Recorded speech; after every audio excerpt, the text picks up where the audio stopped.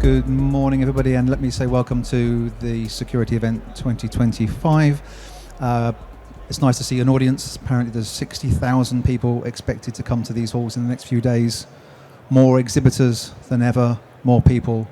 So we're going to think there's more demand, more interest than ever, right? That's what this is saying to us. There's more interest in the security event and what the security industry is doing than ever, simply because the numbers tell us that is the case. Fantastic. But actually the security industry in itself, I think, is usually pretty poor at explaining exactly what it does. Hey, the security industry is much more than just the security industry. And when you look around these halls, if you listen to the previous presenter, if you look at just a few other companies on this stand, you'll see that this is far bigger than just security. This industry isn't just the security industry. It is the risk mitigation industry. It is the threat and vulnerability management industry. It's also masters of monitoring and supervision. This is what it does. And it's also a master of integration and becoming more and more a connected enabler for businesses using modern technologies such as AI. So this is an undersell to say, hey, we just do security. This is a business enabling industry. And that's what I'd like to focus on. And within that, there's kind of four really core elements, I think, that are going to be talked about a lot, especially on this forum for the next few days. Four really important pillars that I think cut across all of that. Those things are trust, identity, authentication, and permissions. Because with those things, you can really apply a lot more intelligence and you can do more. Certainly with these kind of pillars taking place, you can apply AI better. You can understand the context of security. You can do a risk assessment better. But not only can you assess what you need to give to a person based on their identity, based on their authentication, can I trust a person? You can deliver services, you can deliver value, you can understand the metrics by which we're delivering the resources that are so important. So not only are we establishing a level of risk based on identity, on trust, authentication, and permissions, we're able to assess what people need in the workplace. And this again is fundamental to what I want to talk about today in the example project that I'm going to talk about today.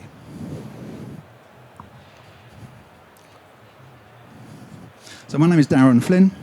I'm with an organization called IDware. You have to walk all the way over there if you want to talk to us. My role is head of business development here for the UK. And I'm going to talk about a project referred to very commonly, because a lot of people talk about this project, known as GovPass. And it's actually a project for the UK's Government Property Agency.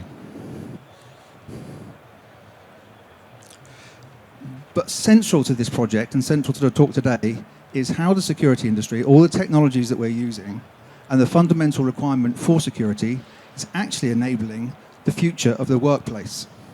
And as we see, the future of the workplace is more dynamic. It's influenced by change. It is a flexible workplace.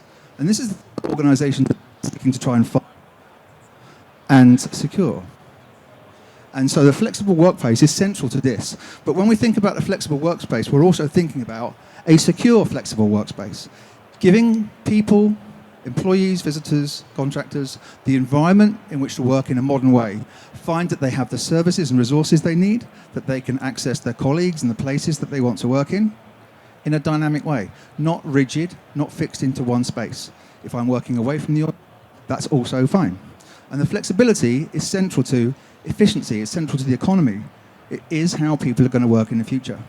And the technologies that come into that space are the ones we want to work with. So let's keep that in mind, and I'll introduce the project. But first, it's worth thinking about their actual client themselves, because it's no ordinary organization. This is an organization responsible for management government property estate, the GPA. And this is open source information. I'm not giving anywhere secrets about the government today. You have to talk to us on the stand if you want those. But this is available online. It just tells you something about what this organization is doing, their ambitions, and how they consider themselves. And you can see that the Government Property Agency is actually reshaping that estate. It's reshaping the way civil servants actually occupy the spaces and how they want to work. It talks about working from any building. And again, this is talking about the dynamic workplace, a modern workspace.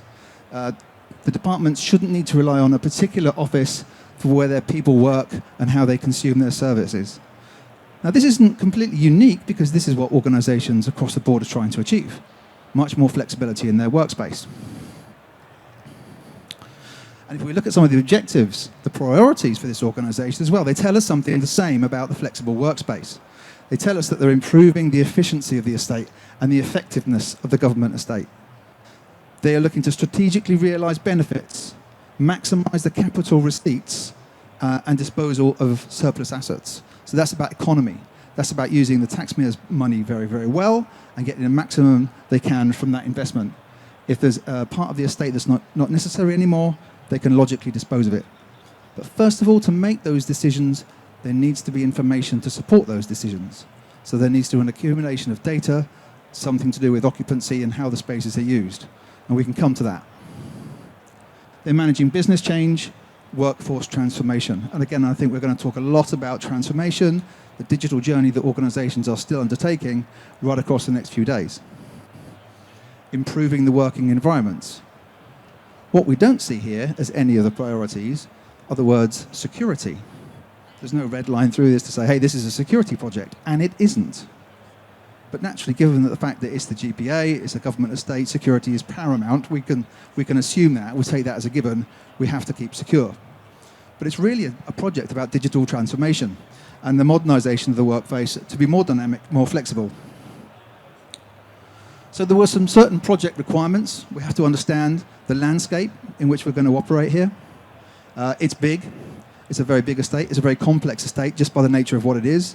Multiple departments, multiple government departments operating in many buildings. Often quite prestigious buildings, very old, not easy to go in and just change the infrastructure. Interesting as well here is that this isn't an organization simply with one access control system. That would be far too easy to do. Every department has its own approach to access control, so it has its own access control systems. So it's a very diverse and very mixed estate. Lots and lots of existing and legacy technologies, a real mixed bag. And the aspiration was to have some way of accessing across all of those estates and those systems in a uniform way with a single credential. Great objective, we can see the benefits that would bring. But we're used to seeing here also within the departments, the way they operate, they don't share. They're very independent. And that independence has a benefit because it's also resilient. Something happens in one department, it's not going to give the other, make another department catch the cold, so to speak. So they have their own credential technologies. They have their own pass offices. They have own issuing routes, procurement routes. Everything was standalone. So a civil servant who wants to go into building A would go to building A, go to the pass office, get a pass. If he wants to go to another building, repeat that process, go through another process, gain another credential, and again and again and again. Not desirable given the shape of how they would like it to be. Further, there's also some challenges. I mean, all projects have challenges, right? The technical complexity was quite something to overcome. We are not going to be able to solve this only by looking at the technical capabilities of all the access control systems. We had to find another way. Not a case where there's an unlimited amount of money. No project ever has it. Budget is also very important. This is going to be taxpayer money, so you have to demonstrate that we're getting best value for what actually is happening here. The risk to the resilience is also an important factor. If a solution is found that means you can have an access to everywhere, there is, of course, a potential risk to that. Whereas at the moment everything is individual and standalone, there's more resilience. If you open up exposure to everything, it could be considered to be a risk. Further, we need to have a vendor agnosticism, not a case that we go to one system and say, okay, we're going to favor one, we're going to have one thing that's going to give somebody a significant advantage, we'll pick one system. So we want to be able to have interoperability and gain benefits of what interoperability means. We need to realize those benefits fast, as quickly as we can, to get stakeholder involvement and demonstrate that the solution is going to work. And bearing in mind here, it's not a security project. Security just doesn't sell. It has to do far much more. There was a few other thoughts just to throw in here. thinking again about the risk of just introducing one card that has access to everything, that could potentially mean that that card, if compromised, if put into the wrong hands for some way, could mean exposure to more of the estate. So we really had to make sure that we will retain that resilience within the design. An easy way to have achieved this, card serial number. Something that is universally read by many, many readers, many different systems. Now, although it would be a low-hanging fruit to do something like that, it doesn't have any real security around it. So risk alone would rule that out. Another alternative would be to think, well, like a lot of organizations would do, let's standardize on one access control system and just run one access control across the whole access control estate everywhere. But that would mean that there's not real benefit. It's a huge cost. It would have taken a long time, given the size of the estate and the complexity of the buildings, and it wouldn't really have benefited the industry to have one winner. So we have to consider these things. So let's have a look at actually what the solution looked like, and I'm going to give it in two pieces. There's two really kind of crucial parts of how this solution is put together. First of all, the credential itself, the thing that's referred to generally as GovPass, is an NXP DesFire piece of technology. Why NXP DesFire? It has the characteristics and features that lend itself to this design. And I'll just pull out some of these things. We're not going to tell you anything about the key material or anything that's, really secret or private. We're just going to talk to you here about the kind of features and the capabilities that we're using within the DesFire suite. Really crucial part here is to keep this independence for the government, for the GPA, was at the fundamental start to the design, the key material, or the encryption key material that was designed into this pass, is given to the client. So it's not retained by anybody. Nobody has ownership of that key. No one's saying you have to come to us for it. It's owned by the client. So they have complete key sovereignty over the design and the key material, which has a couple of real advantages. It means that those keys don't go out into the supply chain. They're not issued to anybody. And it means that from a procurement perspective, then the government can just buy cards rather than pre-designed cards. So some significant advantages just in that. When the keys are passed over, they're stored in a high security module. And again, the protection of those keys, which are the keys to the kingdom, so to speak, are on a high security module, which follows the common criteria EAL6, so a very secure device indeed. Very long key material was used. We followed the NIST standard for encryption, which meant there's a high degree of complexity in the keys that are actually created as well. As you use the card, it's got an authenticity check, so we always know that this is a genuine credential. We always know it's a real GovPass credential just by the fact of the transaction of how it works.